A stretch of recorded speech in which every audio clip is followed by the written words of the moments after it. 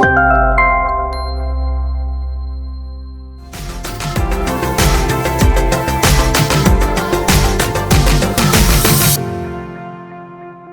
definición de dolor torácico, tratar de tomar una definición como punto de partida, caracterizar cuáles van a ser los dolores torácicos de origen cardíaco y no cardíaco, sistematizar un plan de estudios para el paciente que se presenta a la guardia con dolor y, por supuesto, tratar de identificar cuáles van a ser nuestra población de riesgo, aumentada como los de bajo riesgo. Vamos a tomar como definición de dolor torácico todo dolor que se encuentre ubicado desde la base de la nariz hasta el ombligo, en la parte anterior, y en la parte posterior del cuerpo vamos a tomar que va a ir desde el occipital hasta la 12ª vértebra. Por supuesto que este dolor tiene que ser de origen no traumático. Hablando de epidemiología, se considera que es una de las principales causas de motivos de consulta, mejor dicho, en los servicios de emergencia. Su prevalencia es similar tanto en Europa Occidental como en Estados Unidos, calculándose un 5% aproximado del total de las consultas. Requiere también una hábil evaluación de los mismos, por lo tanto es un desafío, es un reto en algunos casos tener un paciente con dolor de pecho y no solo identificar aquellos pacientes que tengan dolor cardíaco, sino también aquellos en los que tengan algún dolor que comprometa la vida de los mismos. Y por supuesto va a ser necesario tratar de clasificarlo según las determinadas escalas que vamos a determinar para poder así hacer un correcto manejo de los mismos.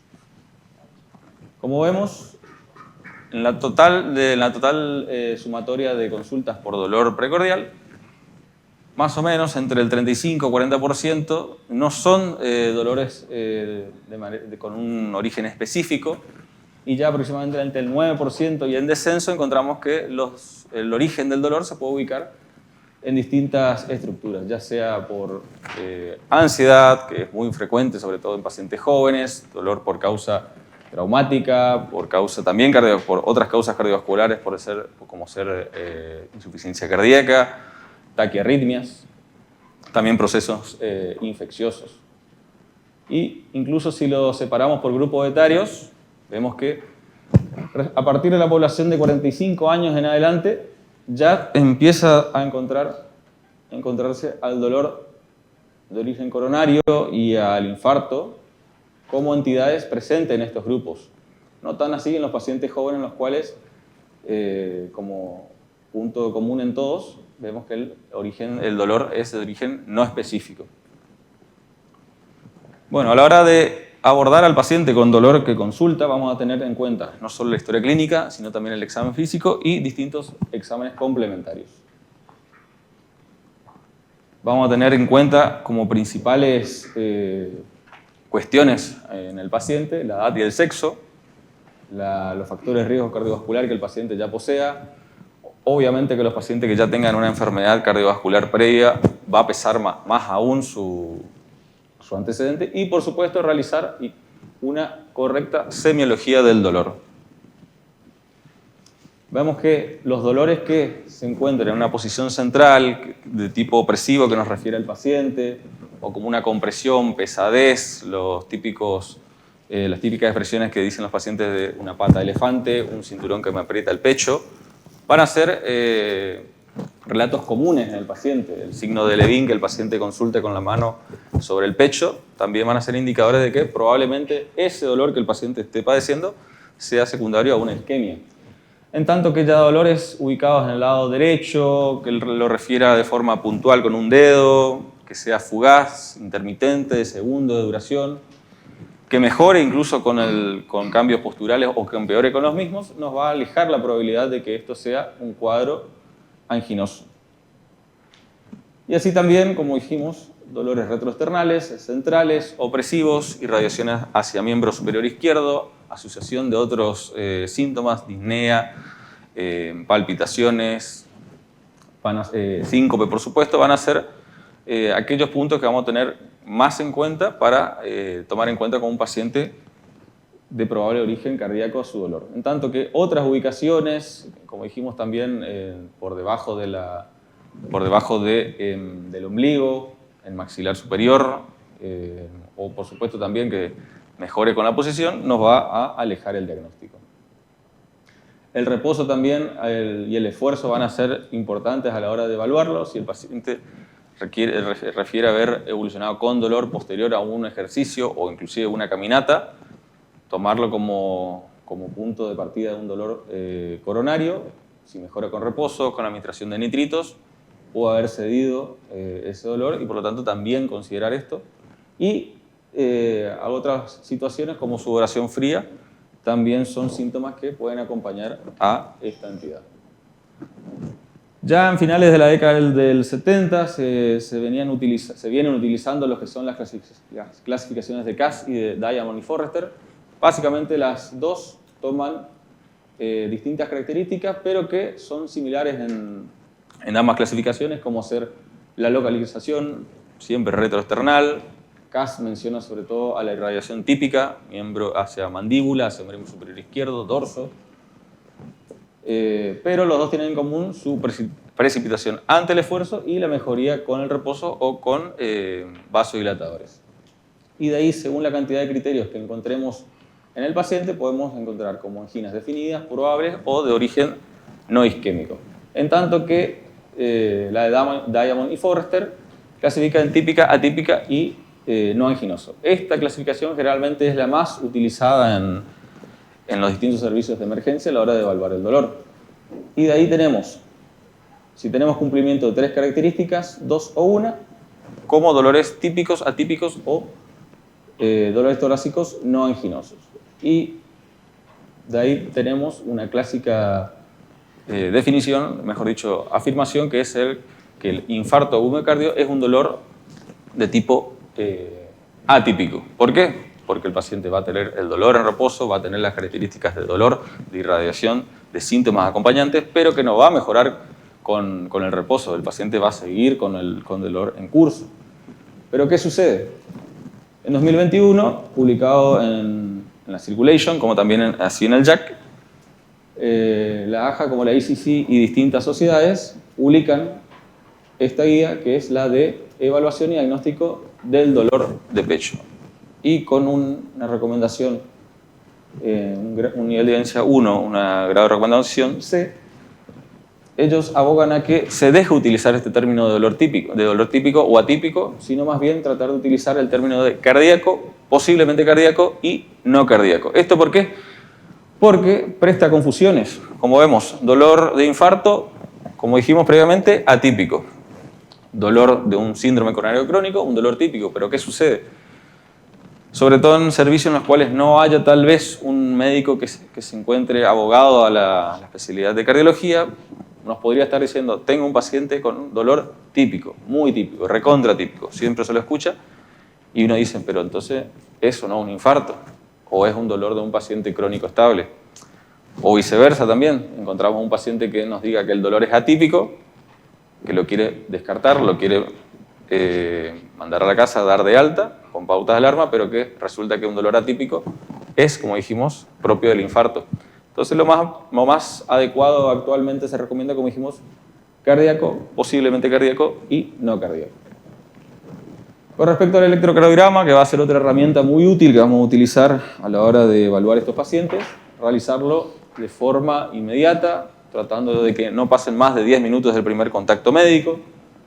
Va a requerir una correcta interpretación por médicos entrenados. Recordar que puede ser normal hasta en una quinta parte de la población de la muestra. Tener en cuenta los factores de riesgo cardiovasculares, sobre todo con el punto anterior en los pacientes con electro normal. Y repetir ante recurrencia de síntomas, ante empeoramiento de síntomas, y una cosa también para agregar en este ítem es, por supuesto, ante la aparición de nuevos síntomas. Que el paciente se encuentre en la guardia, en observación, y tenga un síncope o desarrolle disnea, va a ser lo más adecuado repetir el electrocardiograma. Entonces nos vamos a plantear. El paciente consulta con dolor precordial, hacemos un electrocardiograma y nos podemos encontrar en 3 escenarios prácticamente. El paciente con un síndrome coronario agudo con elevación del ST, en el cual tenemos como entidad al infarto agudo miocardio, con supranivel del ST, con sus signos electrocardiográficos patognomónicos, al paciente que cursa un síndrome coronariano agudo sin elevación del ST, ya sea un infarto o una angina inestable, y al paciente en el cual vamos a tener como un dolor precordial en estudio, siempre y cuando no sean categóricos ninguna de estas dos presentaciones. El paciente con el síndrome coronario agudo con elevación del ST se puede presentar con el supradesnivel del ST, puede presentar un bloqueo completo de la rama izquierda de las de His, sobre todo en infartos inferiores asociado a un bloqueo auriculoventricular completo, y otras entidades que también se las engloban como equivalentes a infartos con supradesnivel del ST, como el síndrome de Wellens, el patrón de De Winter, que son entidades que van a requerir una reperfusión inmediata. En tanto que pacientes con síndromes coronarios agudos sin elevación del ST, vamos a encontrar trastornos tanto en el segmento ST como en la onda T, o también podemos encontrar algunos trastornos inespecíficos. En tanto, como dijimos, el paciente con dolor precordial en estudio puede estar con un electrocardiograma normal. Recordar también que un electrocardiograma normal no es un seguro de vida para nadie. Con respecto a los biomarcadores que vamos a utilizar, ya se encuentran en desuso la CPK-MB, la CPK, ahora se aboga el uso de la troponina T ultrasensible, inclusive en centros que cuenten con el dosaje de estos biomarcadores, es preferente utilizar solo troponina T, ya que va a ser un biomarcador que nos va a permitir no solo realizar diagnóstico, sino también pronóstico y seguimiento en el paciente. Vamos a ver que este biomarcador, si lo tomamos con sus distintos valores, vamos a ver que a medida que nos acercamos a valores bajos de troponina, vamos a tener valores predictivos negativos elevados, y a su vez, lo opuesto, si encontramos valores muy elevados, los valores predictivos van a ser superiores. Por lo tanto, nos va a poder permitir identificar a los pacientes que van a ser verdaderamente sanos como a los pacientes que estén cursando alguna entidad. Vamos a tener en cuenta que no siempre el paciente puede tener basalmente una troponina normal y que, porque desarrolle un síndrome coronario agudo, provoque elevación enzimática. Bueno, mejor dicho, por ahí también otra cosa que me faltó comentar es que se aboga dejar de utilizar el término enzimas, sino más bien utilizar el término de biomarcadores. Y podemos encontrar que la injuria relacionada a una isquemia primaria puede ser por accidente de placa, por trombos intraluminales, pueden ser secundarios a un mismatch entre oferta y demanda, ya sea por anemia, taquiarritmias, bradiarritmias, anemia. En otros casos podemos encontrar injuria no relacionada con isquemia, ya sea por alguna contusión como teocordis, procesos de manipulación cardíaca como ser cirugía, ablaciones, la colocación de un marcapaso transitorio, procesos infecciosos como miocarditis, o también que el paciente esté utilizando agentes cardiotóxicos. Y finalmente también podemos encontrar estas entidades como multifactoriales o injurias miocárdicas de origen indeterminado, ya sea pacientes con insuficiencia cardíaca, miocardiopatía de estrés, como ser el síndrome de Takotsubo, embolia pulmonar, hipertensión pulmonar, cuadros de sepsis, pacientes con fallo renal crónico, recordar la elevación ya basal elevada de estos pacientes, o también en pacientes con procesos neurológicos agudos, como ser hemorragias subaranoideas, como también stroke. ¿Qué troponinas tenemos disponibles en Argentina actualmente? Tenemos tanto troponina T como troponina I. La única troponina T que tenemos actualmente es la de Roche, con un valor de corte de 14 nanogramos litro. En tanto que la troponina I, que se encuentra en los distintos centros, van a ser de Abbott, de Siemens o de Beckman. Una cosa que también sería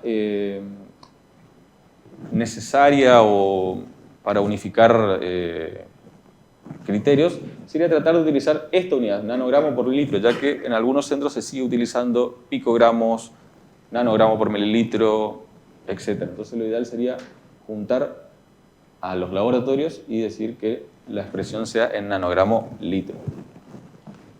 Entonces estamos viendo que a medida que vamos haciendo un estudio escalonado, pero a la vez simultáneo, vamos a tener al paciente con una preprueba. Esto va a tener en cuenta la anamnesis del paciente, como su examen físico, al electrocardiograma, a los marcadores bioquímicos que vamos a ir solicitando, y finalmente, a medida que vamos haciendo esto, llegando al estudio imagenológico.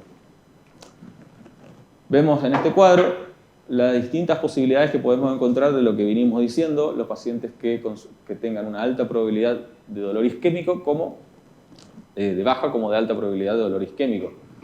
Como dijimos, pacientes con dolor de origen torácico, ubicado, mejor dicho, expresado de manera puntual, en dorso, en áreas mucho más extensas, con irradiación hacia distintas zonas como ser miembros superiores, mandíbula, y ni hablar, por supuesto, de los pacientes que consultan o que son, mejor dicho, traídos o referidos al servicio de emergencias ya cursando un paro o que estén en shock.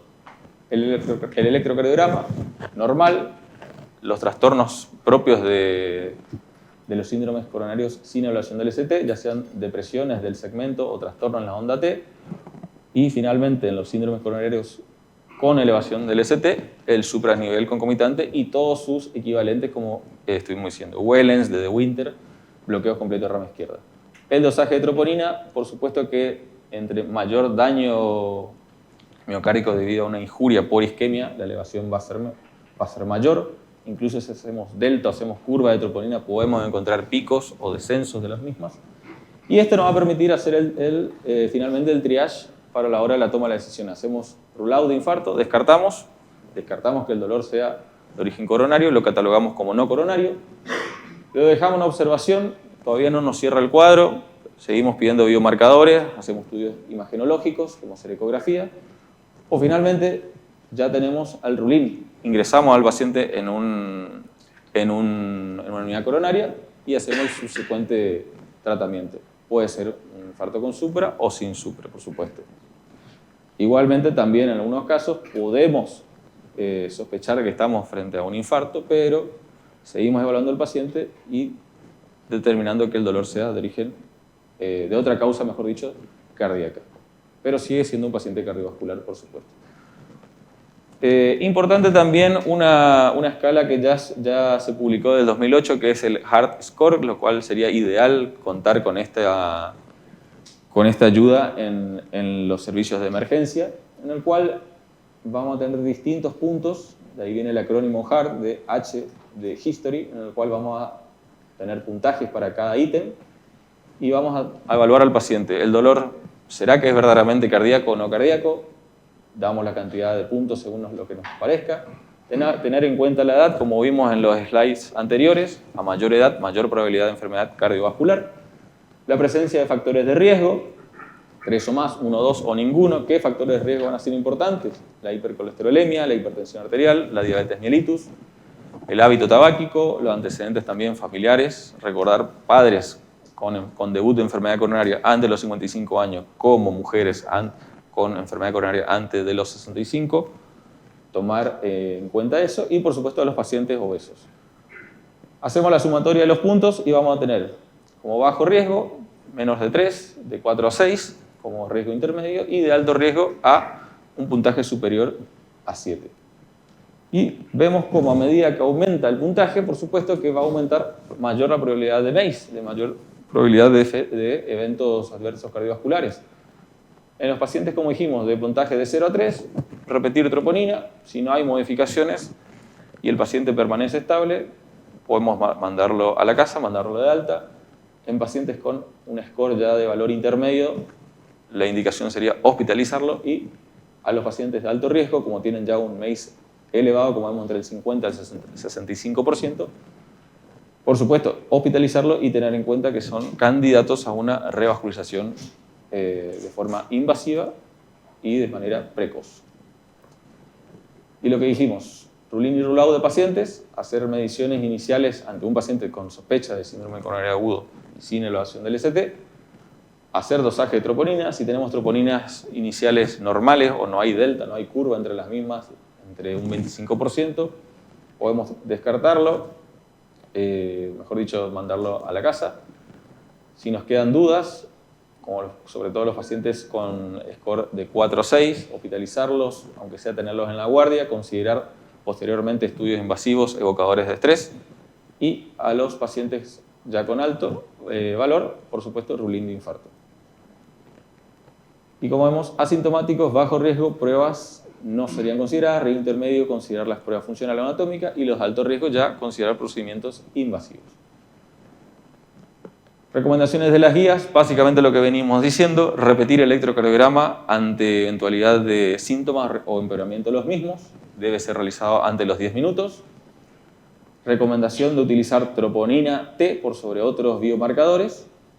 Y también, por supuesto, en algunos casos en los cuales no nos cierra todavía lo que vemos a nivel electrocardiográfico, considerar derivaciones adicionales como ser derechas, como B3R, B4R, B7, B8 y B9.